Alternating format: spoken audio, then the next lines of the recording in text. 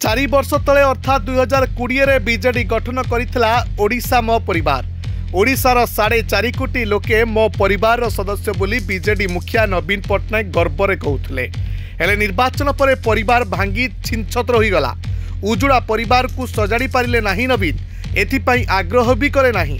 परिवार एभली अवस्था पाई बीजेडी कर्मी माने एबे परदा पछर रही गोटी चलाउतबा सन्यासी को दायी करुछंती।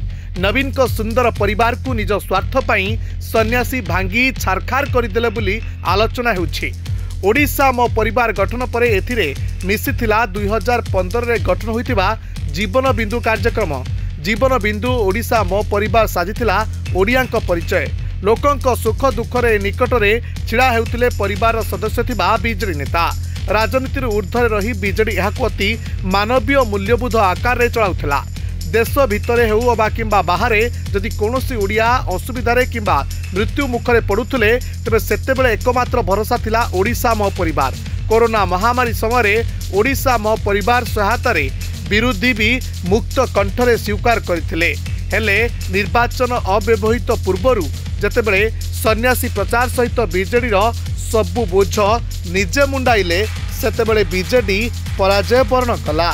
परिवार चलाइबार दायित्व नहीं अवसरप्राप्त आईपीएस ऑफिसर अरूप पट्टनायक भी निजकू एठारे सहज अनुभव करे नहीं। 4.5 कोटी लोक सदस्य थिबा परिवार भांगिबा को लागिथिबा बेले परिवार मुखिया नवीन पट्टनायक एक प्रकार मूक दर्शक साजिछंती, जहां वर्तमान नवीन को पई महंगा पड़िछि।